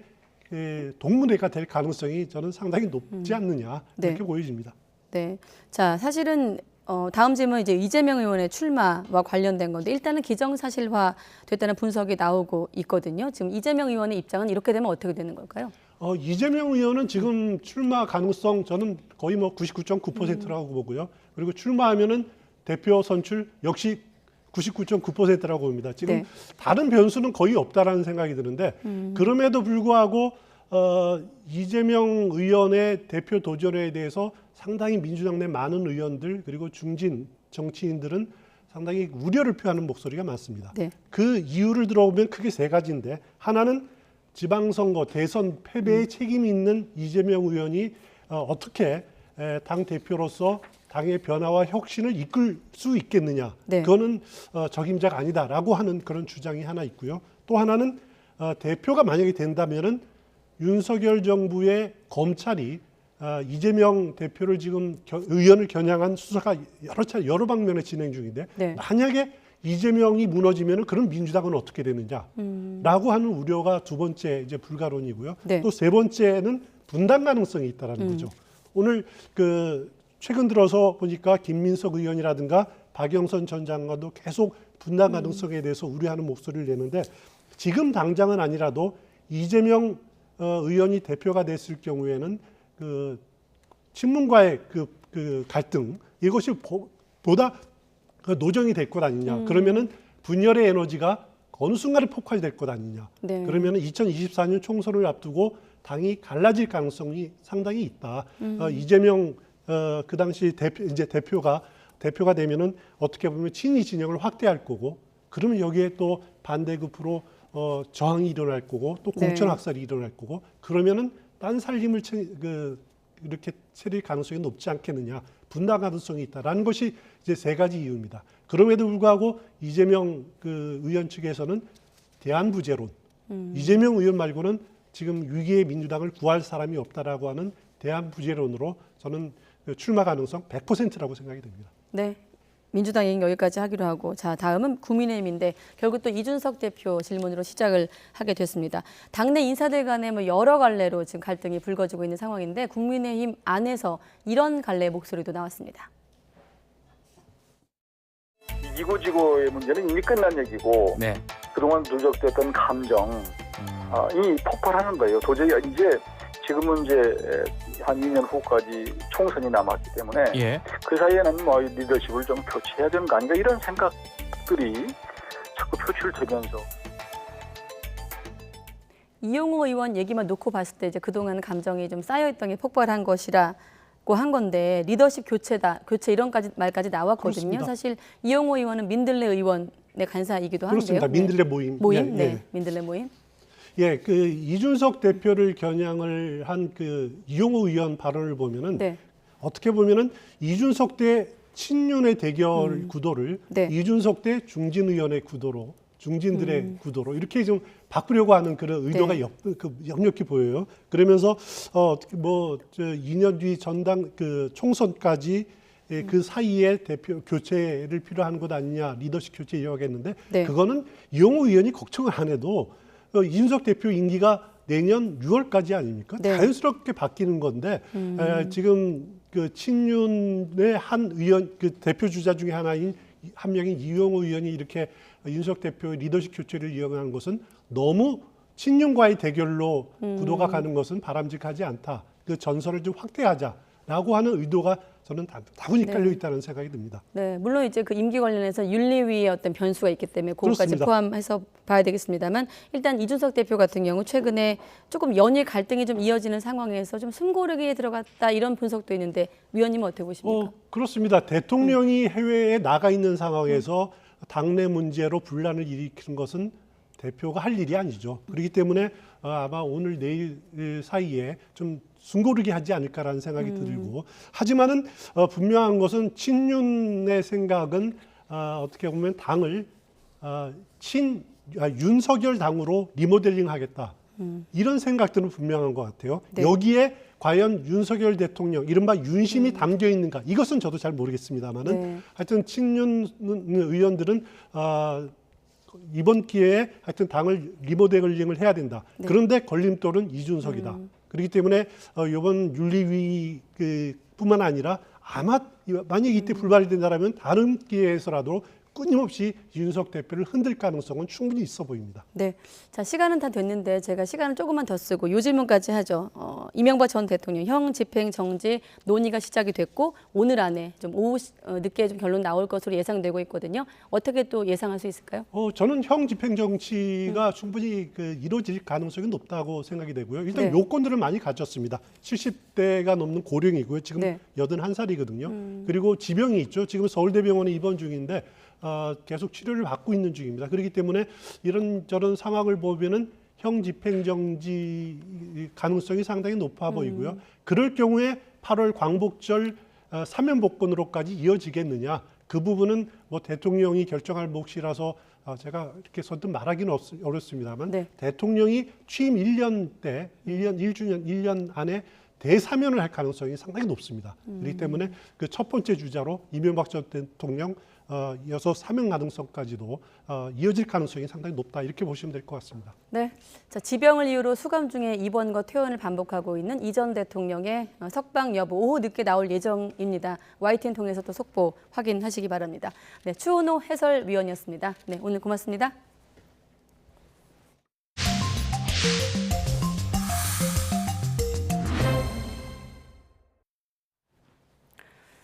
네, 국민건강보험공단에서는 1년 전부터 고혈압과 당뇨 등 이 만성 질환자들에게 스마트워치를 지급해 건강관리를 돕는 시범 사업을 진행하고 있는데요. 스마트워치가 제대로 작동하지 않는 경우가 많고 또 문제 해결도 어려워서 상당수가 무용지물이 되고 있다는 제보가 들어왔습니다. 제보는 Y 양동훈 기자가 취재했습니다. 손목에 차고 있으면 걸음수와 운동거리 등을 측정해주는 스마트워치입니다. 고혈압이나 당뇨 등 만성질환자의 신체활동 개선을 위해 국민건강보험공단이 무료로 지급하고 있습니다. 최근 이 스마트워치를 받은 40대 이모 씨, 이상한 점을 발견했습니다. 스마트워치 시간이 실제 시간보다 계속 늦어지고 1시간 20분 정도 운동을 했지만 스마트워치에는 40분만 기록된 겁니다. 사용 설명서를 읽어봐도 문제를 해결할 수 없었고 건강보험공단에 문의했지만 소용없었습니다. 한 이틀 있다가 시계를 다시 한번 확인을 해보니까 30-40분 정도 더 늦어져 있더라고요. 한 열흘 정도 지나서 저번 주쯤 해서 다시 보니까는 거의 날짜가 넘어갈 정도로 차이가 많이 나더라고요. 수차례 문의한 끝에 제조사에서 만든 앱을 추가로 설치하고서야 문제가 해결됐습니다. 왜 이런 일이 발생했을까? 스마트워치와 스마트폰을 연동하는 국민건강보험공단 전용 앱입니다. 개인정보를 전송하는 앱의 특성상 접속 후 10분이 지나면 자동으로 로그아웃 처리됩니다. 이로 인해 건강보험공단 전용 앱과 스마트워치 간의 연동이 끊어지면서 정확한 시간을 불러올 수 없게 되는 겁니다. 스마트워치 시간 연동에 문제가 있다는 게시글은 인터넷상에서도 쉽게 찾아볼 수 있었습니다. 공단 측도 시범 사업이 시작된 1년 전부터 문제를 알고 있었지만 그동안 전화 문의에만 답변해왔던 것으로 확인됐습니다. 결국 스마트 기기에 익숙하지 않은 고령층은 아예 사용을 포기하는 경우도 있었습니다. 너 이거 받았네라고 물어보시길래 시계가 좀 안 맞네요 라고 물어보니까 나도 그것 때문에 안 써 말씀을 하셨어요. 공단은 시범 사업이라 시행착오가 있었고 향후 스마트워치 이용자들에게 인공지능 전화인 AI 스마트콜을 일일이 걸어 안내하는 등 추가적인 대안을 고민하고 있다고 밝혔습니다. 만성질환자들의 건강관리를 돕기 위해 스마트워치 6만 6천 개를 보급하는 시범사업에는 예산 17억 원이 사용됐습니다. YTN 양동훈입니다. 네, 심정지 증세를 보이며 갑자기 쓰러진 50대 여성이 경찰관의 응급처치 덕분에 목숨을 건졌습니다. 어제 오후 2시쯤 강원도 평창군 진부파출소 앞 벤치에서 주민 2명이 이야기를 나누던 중 50대 여성 A씨가 갑자기 호흡과 의식을 잃고 쓰러졌습니다. 이에 파출소에서 근무하고 있던 민재홍 경장과 김건호 순경이 곧바로 뛰어나가 심폐소생술을 실시한 끝에 A씨는 의식을 되찾았고 119 구급대에 의해서 병원으로 이송됐습니다. 이상민 행정안전부 장관이 어제 발표한 행안부 내 경찰 지휘조직 신설 등이 8월 말 정도면 가능할 거라고 말했습니다. 이 장관은 오늘 출입기자 간담회를 열고 다음 달 15일까지 경찰 통제 관련 최종안을 확정하고 시행령 개정 준비 등을 거쳐 8월 말 정도면 경찰국 신설 등이 시행될 것으로 전망했습니다. 이어 청와대 민정수석실이 폐지되면서 경찰 지휘 감독 공백이 길어지고 있다며 제도 마련이 시급하다고 강조했습니다. 네, 추경호 경제부총리가 일부 IT 기업과 대기업이 높은 임금 인상을 주도하고 있다면서 과도한 임금 인상은 고물가 상황을 심화시킨다고 우려했습니다. 추 부총리는 기업들을 직접 겨냥해 임금을 적정하게 인상할 것을 당부했습니다. 보도에 오인석 기자입니다. 손경식 회장 등 경총 회장단과의 조찬 간담회에서 추경호 경제부총리는 물가 상승세가 가장 우려된다며 정책 수단을 총동원하고 있다고 밝혔습니다. 그러면서 물가 상승에 편승한 경쟁적인 가격 임금의 연쇄 인상이 물가와 임금 상승으로 이어져 악순환을 초래하고 있다고 말했습니다. 추 부총리는 일부 IT 기업과 대기업을 중심으로 높은 임금 인상 경향이 나타나면서 다른 산업과 기업으로 확산할 조짐이 보이는 매우 우려스러운 상황이라면서 특히 소위 잘 나가는 여력이 큰 상위 기업들이 성과 보상 또는 인재 확보라는 명분하에 경쟁적으로 높은 임금 상승을 주도하고 있다고 지적했습니다. 과도한 임금 인상은 고물가 상황을 심화시킬 뿐만 아니라 대기업과 중소기업의 임금 격차를 더욱 확대시키고 또 중소기업, 근로, 취약계층의 상대적 박탈감도 키우고 있습니다. 주요 전자정보기술 업체들은 올해 임금을 8에서 15% 올리기로 했고 최근 대한항공과 대우건설도 10% 임금 인상에 최종 합의했습니다. 추 부총리는 고임금 현상이 확산하면 걷잡을 수 없다면서 물가 안정을 위한 어떠한 노력도 물거품이 된다고 강조했습니다. 경영계에서는 과도한 임금 인상을 자제해 주시고 생산성 향상 범위 내에서 적정 수준으로 임금 인상이 되었으면 합니다. 손경식 경총 회장은 고임금 근로자들의 임금이 지나치게 올라 물가 인상을 가속하는 것에 대해 기업들도 문제의식을 공유하고 있다며 이러한 부분을 해결하는 데 적극적으로 노력할 계획이라고 밝혔습니다. 또 기업들이 체감할 수 있는 강력한 규제 개혁과 상속세 최고세율 인하 등 세제 개편을 정부에 건의했습니다. YTN 오인성입니다. 내년도 최저임금 결정 법정 시한이 내일로 다가왔습니다. 고물가의 의견차가 심한 가운데 추경호 부총리의 대기업 임금 인상 자제 요청에 대해 노동계는 대기업 임금을 낮출 게 아니라 중소기업의 임금을 올려 양극화를 해소해야 한다고 반발했습니다. 김연아 기자의 보도입니다. 고물가와 고금리 시대에 맞춰 최저임금도 올려야 한다며 양대 노총이 연대 투쟁을 시작한 날. 우리가 세위 투쟁에서 밀린다면 노동시간은 무한정 늘어나고 임금은 속절없이 삭감되는 무한 경쟁을 피할 수 없습니다. 추경호 경제부총리는 대기업과 IT 기업에 임금 인상 자제를 요청했습니다. 우리 경제 어려움을 감안해서 경영계에서는 과도한 임금 인상을 자제해 주시고 생산성 향상 범위 내에서 적정 수준으로 임금 인상이 되었으면 합니다. 노동계는 정부가 임금 문제는 모두 노사에 맡긴다더니 시장 원리에 따라 임금 올리는 것에는 개입하느냐고 꼬집었습니다. 한국노총은 정부가 임금을 낮출 생각하지 말고 대기업과 중소기업의 불공정 거래 관행을 개선해 중소기업과 그 종사자의 이익을 높여야 한다고 지적했고, 민주노총은 임금 격차를 줄이고 고물가 상황에서 저소득 노동자를 보호하려면 최저임금을 올려야 한다고 강조했습니다. 고물가 속 임금을 바라보는 노사정의 시각이 첨예하게 갈린 가운데 최저임금위는 법정 시한을 코앞에 두고 진통을 거듭하고 있습니다. 노동계는 일했으면 최저생계비는 벌어야 하지 않느냐며 시간당 1,890원 인상안을, 경영계는 원자재값 폭등과 금리 인상 속에서 임금까지 오르면 일자리를 줄일 수밖에 없다며 동결을 외치고 있습니다.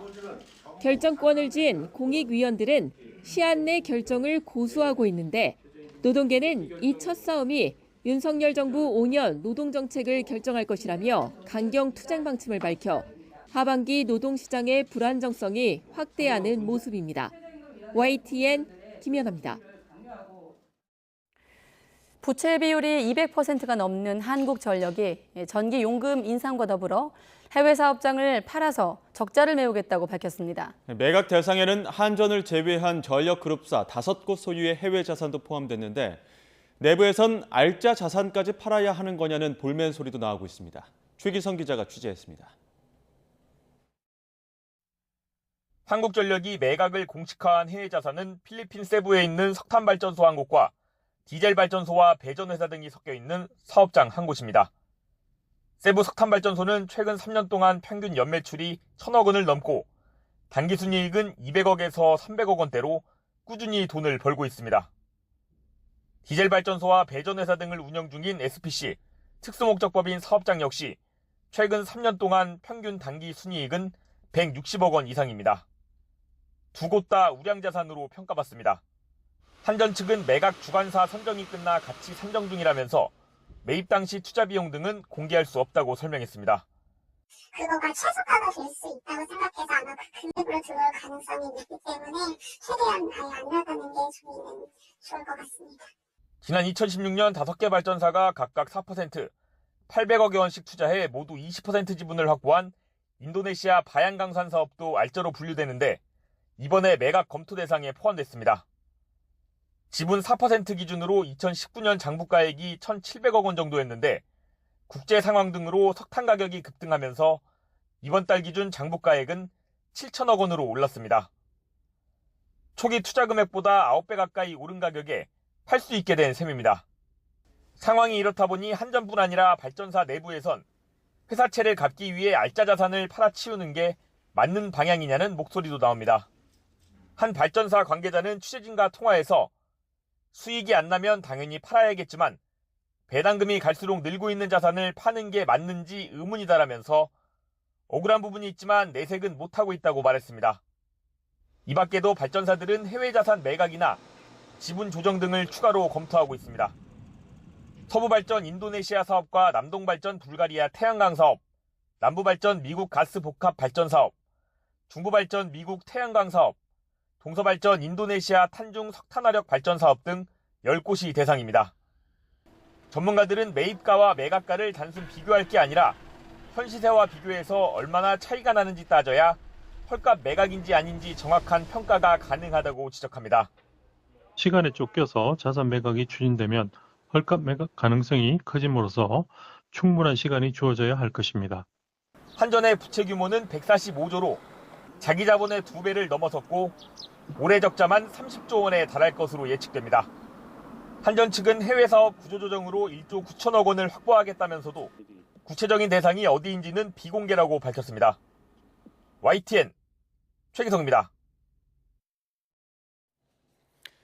현재 미국 전역은 낙태권 폐지 논란에 들끓고 있는데요. 먼저 낙태권의 개념이 언제 만들어졌는지 짚어보겠습니다.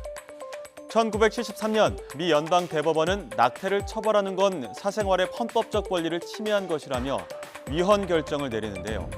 당시 텍사스에서 소송을 제기한 여성의 가명인 제인 로와 지방 검사장인 피고 헨리 웨이드의 이름을 따서 로 대 웨이드 판결로 불렸습니다.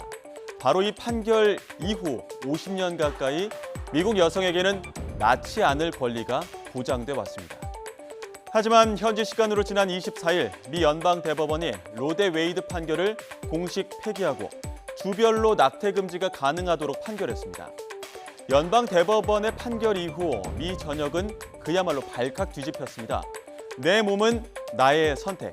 시민들은 거리로 뛰쳐나와 이번 판결을 규탄하는 구호를 외치는가 하면 낙태 권리를 가질 때까지 성생활은 없다며 금욕 선언 해시태그도 잇따르고 있습니다. 기업들은 아예 낙태 원정 시술 비용을 지원하겠다고 밝혔습니다. 글로벌 투자은행인 골드만삭스부터 마이크로소프트, 나이키, 구글 등 낙태 시술을 위한 여행 경비를 지원하고 업무 재배치까지 약속하는 곳도 생겨나고 있습니다. 이른바 낙태 전쟁이라 불릴 정도로 민간, 기업뿐 아니라 정치권을 중심으로도 논란이 번지고 있습니다. 일부 단체들은 낙태를 반대하는 정치인을 낙선시키기 위한 캠페인에 돌입했고 낙태 옹호 입장인 미국 민주당에는 후원금이 쏟아지기도 했습니다. 반면 이번 판결을 신의 결정이라고 반기는 종교계와 보수 공화당 인사들은 50개 주 전체의 낙태 시술을 막겠다고 공언하고 있는 상황입니다. AP는 이번 대법원의 결정이 낙태를 둘러싼 싸움터를 미국 전역의 법원으로 번지게 했다고 말했을 정도인데요. 이번 판결을 둘러싼 후폭풍은 각 지역별 주 성향에 따라 다르게 나타나고 있습니다. 특히 미국 내 보수 성향이 강한 텍사스주의 경우 대법원 판결 30일 후 자동으로 낙태가 불법화되는 이른바 트리거 조항이 마련된 상태라 일부 병원은 낙태 수술이 예정됐던 환자에게 수술 취소 사실을 통보하고 있다고 하는데요. 텍사스주에 있는 YTN 안미양 리포터와 화상으로 연결해 현지 분위기 들어보겠습니다. 안미양 리포터 연결돼 있습니까?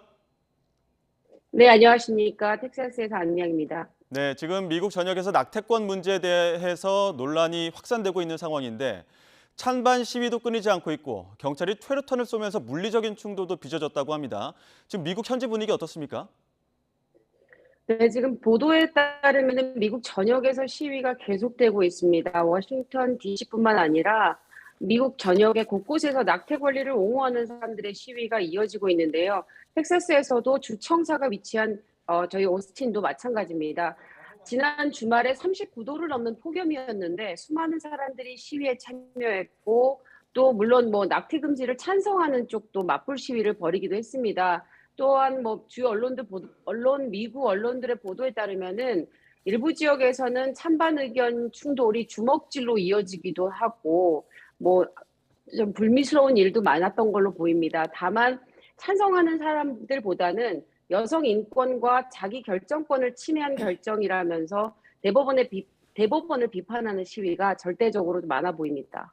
예, 지금 안미양 리포터에 있는 텍사스의 경우에는 미국에서도 가장 보수적인 지역으로 꼽히는데 그곳에는 이번 연방대법원 판결에 대해서 대체로 환영하는 분위기도 있습니까? 제가 지금 살고 있는 어스틴 같은 경우는 텍사스의 주도이지만 이게 민주당세가 매우 강한 지역이에요. 예. 그래서 주변에서는 환영하는 분위기는 별로 이렇게 볼 수 없는 것 같고 예. 특히 텍사스에서도 이 낙태권에 관련돼서는 좀 부정적인 반응이 더 많은 것 같습니다. 예. 이번 연방 대법원 결정으로 이 주 정부가 그 낙태권의 존폐 여부를 주 정부마다 정할 수 있게 됐는데 앞서 앵커 리포트로도 전해드렸습니다만 텍사스에서는 일부 병원에서 이미 수술 취소 통보를 알리기도 했다. 이런 보도도 있습니다. 지금 현재 그 텍사스 현장에서는 부작용은 없습니까?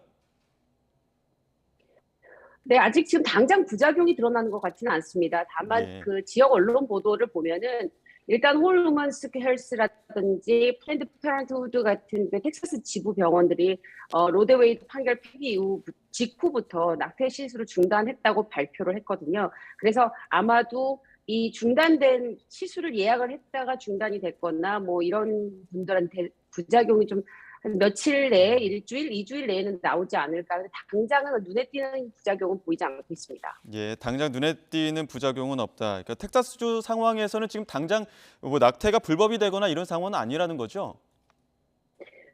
낙태가 불법이긴 하죠. 왜냐하면 지난해 9월부터 시행된 심장박동법, 일명 심장박동법이라고 그래서 임신 6주 이후부터는 낙태를 금지했습니다.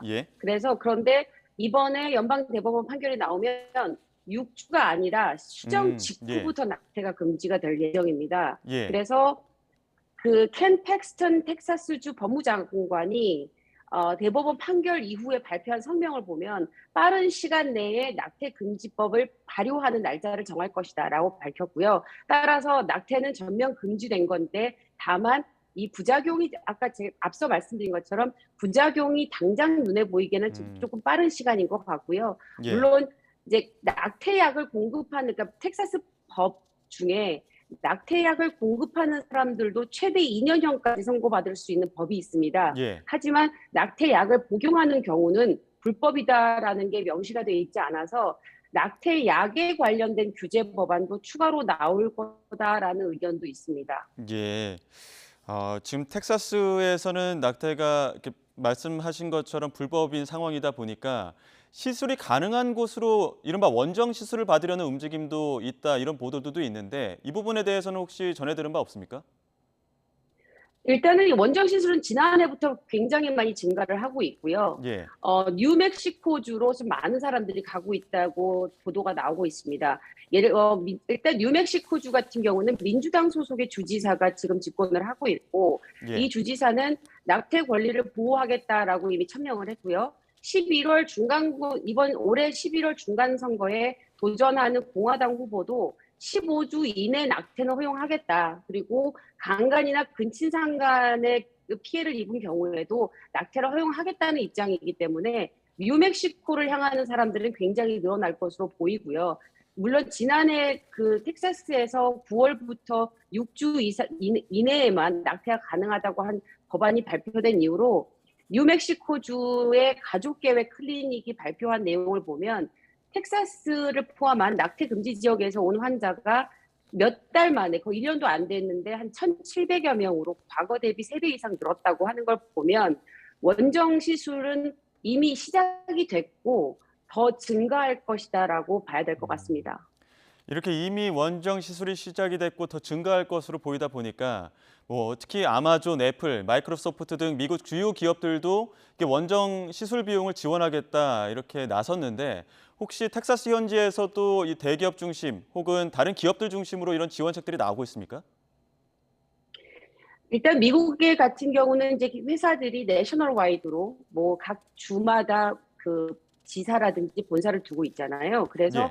일단은 공식적으로 나와 있는 JP 모건 체이스 같은 경우나 골드만삭스나 우버, 나이키, 스타벅스 이런 모든 업체들이 지금 기업들이 늘어나고 있는 상황이에요. 심지어 디즈니, 넷플릭스도 우리가 지원을 해주겠다라고 예. 하는 입장이다 보니까 그렇게 이제 텍사스에 있는 지사라든지 텍사스에서 영업을 하는 관련 그 기업체들도 여전히 이제 우리는 지원을 해주겠다라는 입장일 텐데 공화당에서는 일단 가장 대표적인 예로 그 차량 호출 회사죠. 리프트, 우버와 같은 리프트 최고 경영자가 우리가 원정 낙태를 가게 되면 그 시술비를 지원해주겠다라고 하니까 공화당에서 리프트 최고 경영자에게 경고성 서한을 보내기도 했어요. 그래서 이런 사업체 운영을 할 수 없도록 금지하겠다. 이렇게 준비를 한다고 하는데 다만 미국이라는 나라가 이 민간 기업이 직원들에게 지원하는 건강보험과 같은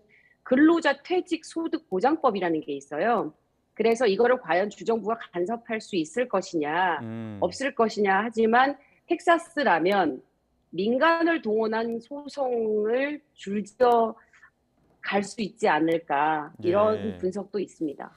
말씀하신 것처럼 공화당을 비롯해서 지금 정치권으로도 이 논란이 번지고 있는 상황인데 특히 이 미국에서는 오늘 11월 중간 선거 앞두고 이번 이슈가 정치 쟁점화되는 분위기지 않습니까? 네, 그렇습니다. 일단 미국에서 낙태 결정권은 굉장히 오랜 시간 사회적인 논쟁을 일으켜온 주제인데요.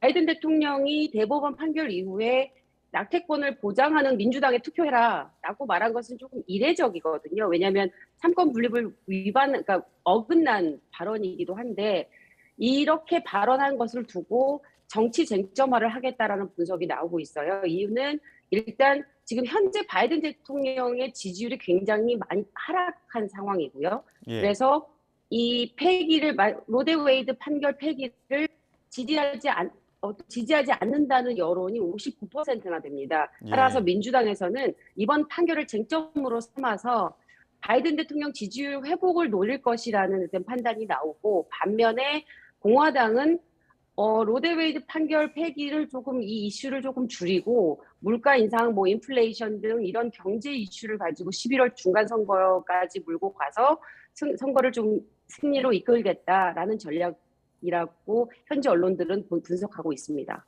네, 여기까지 듣도록 하겠습니다. 지금까지 미국 텍사스의 안미양 리포터 연결해서 현재 상황에 대해서 들어봤습니다. 오늘 말씀 감사합니다.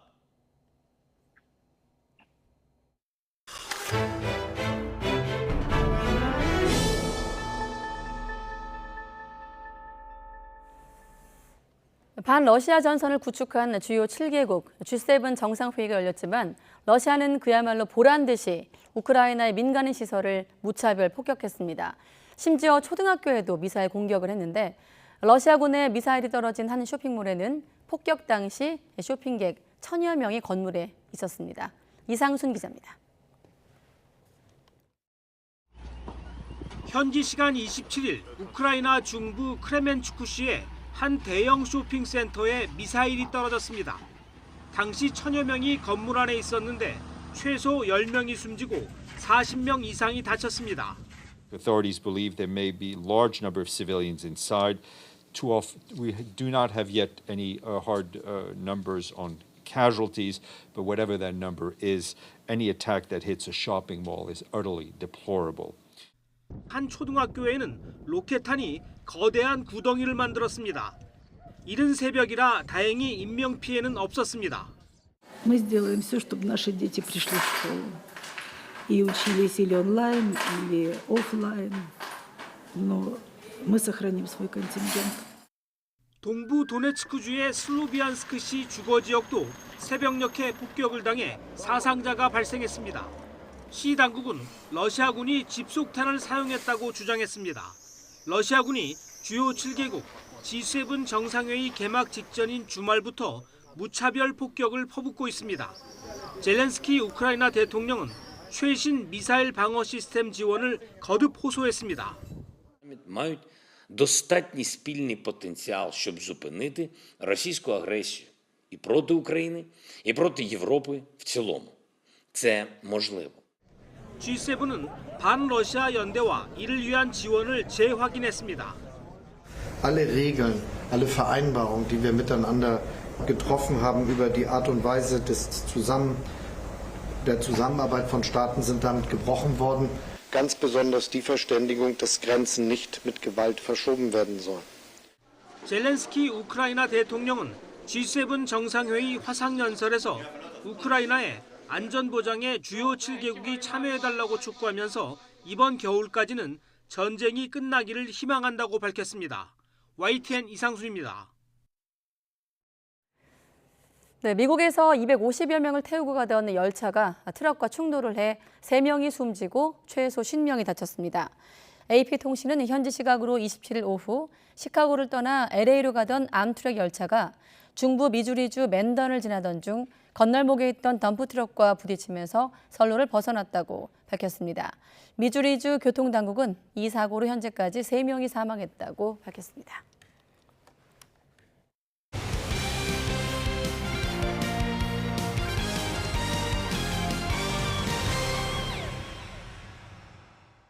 올 시즌 KBO 리그 개인 타이틀 가운데 가장 흥미로운 경쟁 중 하나가 바로 타격왕 부문인데요.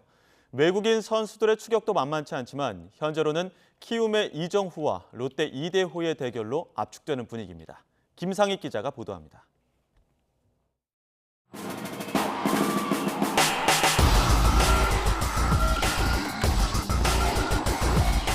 28일 오전 현재 타율 선두는 키움의 이정후, 롯데 이대호가 그 뒤를 잇고 있습니다. 이정후가 미세하게 앞서 있지만 반올림할 경우 둘의 타율은 3할 오픈 1리로 같습니다. 지난해 생애 첫 타격왕에 올랐던 이정후가 타이틀 방어에 성공하면 2년 연속 타격왕을 차지하는 역대 4번째 선수가 됩니다. 울림을 좀 주고 싶어가지고 야구를 잘하는 게 제일 중요하다고 생각해서 계속 앞으로도 응원 많이 해주시면 또 좋은 모습 보여드리겠습니다. 올 시즌을 끝으로 은퇴하는 롯데 이대호는 유종의미를 위한 통산 4번째 타격왕을 노리고 있습니다. 아쉬운 팀 성적을 이 타이틀로 위로받는다면 이병규를 넘어서는 만 40세의 최고령 타격왕 등극이자 장효조와 양준혁의 최다 수상과 타이 기록을 작성하면서 다이아몬드를 떠나는 영광을 안게 됩니다. 요즘에 사랑받는 게 너무 느껴지고 감사드립니다. 마지막까지 최선을 다해서 좋은 경기로 보답하겠습니다. 절정의 기량을 뽐내는 야구 천재 이정후와 마지막 불꽃을 태우는 조선의 4번 타자 이대호. 16살 차이 선후배가 벌이는 불꽃 경쟁이 반환점을 돌고 있는 KBO 리그의 흥미로운 관전 포인트가 되고 있습니다. YTN 김사익입니다. 간우답의 골프저널 주니어 대회에서 양하연과 안성현이 공동 종합 우승을 차지했습니다. 두 선수는 충북 충주 11 골프클럽에서 열린 이번 대회에서 각각 초등부, 중등부에서 우승해 간우다 장학생으로 선발됐습니다. 네, 완도 가족 실종 사건 추가 속보가 들어왔습니다. 앞서 차량에 불품이 발견됐다는 속보가 있었는데 조윤아 가족이 탄 아우디 차량이 발견됐다라는 속보가 일단 한 줄로 들어왔습니다. 실종 일가족 수색 일주일째를 맡고 있는 상황에서 전남 완도 일대에서 지금 경찰이 수색과 수사를 함께 하고 있다는 속보 앞서 전해드렸는데 지금 들어온 속보에 의하면 조윤아 양 가족이 탄 아우디 차량이 발견됐다. 이번 사건 이후 중대 좀 기로에 선 것 같습니다. 수사와 관련해서. 네. 예. 앞서 저희가 뉴스 시작한 시간쯤에 완도 네. 신지면 바닷속에서 경찰이 조윤아 양 일가족이 탄 것으로 추정되는 아우디 차량의 부품을 발견했다는 소식을 전해드렸었는데요. 네. 완도 일가족 실종 사건을 수사 중이던 경찰이 수사 범위를 확대하고 수색 작업을 이어가고 있었습니다. 네. 방금 들어온 소식에 의하면 경찰이 조윤아 양이 가족이 탄 아우디 차량을 발견했다는 소식이 속보로 들어왔습니다. 다시 한번 전해드리면 오후 3시 20분쯤에 선착장 앞바다에서 윤아 양 가족이 탔던 아우디 차량의 부품으로 보이는 물건이 나왔다라는 속보에 의해서 가족이 탄 아우디 차량이 발견됐다는 속보가 조금 전에 들어왔습니다. 5시 12분에 은평 수산 앞 방파제로부터 80m 지점인데요. 가두리 양식장 끝부분에서 아우디 차량을 발견한 것으로 파악되고 있습니다. 아직 안에 실종자가 있는지 여부에 대해서는 아직까지는 확인된 바 없는 상황이고 일단 위치 추적 장치죠. 소나로 위치를 처음으로 확인했다라는 속보까지 들어왔습니다. 자, 수색 일주일여 만에 행방이 지금 묘연한 지는 거의 한 달째 만에 조윤아 양 가족이 탄 아우디 차량이 발견됐다는 속보가 조금 전 들어왔습니다. 추가 속보 들어오면 다시 한번 여러분께 알려드리도록 하겠습니다. 현재 북한에 위치한 강한 비구름이 남하하면서 경기 북부와 영서 북부에 비가 내리고 있습니다. 앞으로 중부지방에는 많은 비가 내릴 것으로 보여 호우예비특보도 내려졌는데요. 모레까지 수도권과 강원도에 최고 300mm 이상, 충청도에도 최고 200mm의 폭우가 쏟아지겠고요. 남부지방에도 최고 150mm 이상의 많은 비가 내리겠습니다. 특히 내일 새벽부터 낮 사이에는 수도권과 영서 중북부에, 내일 오전부터 모레 새벽 사이에는 영서 남부와 남부 곳곳에 시간당 50mm 이상의 국지성 호우가 예상됩니다. 비와 함께 바람도 비상입니다. 현재 서울 등 수도권과 강원 영동, 해안을 중심으로 강풍주의보도 내려져 있습니다. 비바람으로 인한 피해 발생하지 않도록 각별히 유의하시기 바랍니다. 오늘 밤 사이에도 열대야가 나타나는 곳이 많겠습니다. 서울 25도, 강릉 27도, 대전 25도가 예상됩니다. 내일 낮 기온은 오늘보다는 낮겠지만 습도가 높아서 후텁지근하겠습니다. 서울 27도, 대전 27도, 대구 31도가 예상됩니다. 날씨였습니다. 네, 앞서 완도 실종가족 조윤아 양 가족이 탄 아우디 차량이 발견됐다는 속보는 이어지는 뉴스에서 계속 전하겠습니다. 네, 뉴스큐 마치겠습니다. 시청해주신 여러분 고맙습니다.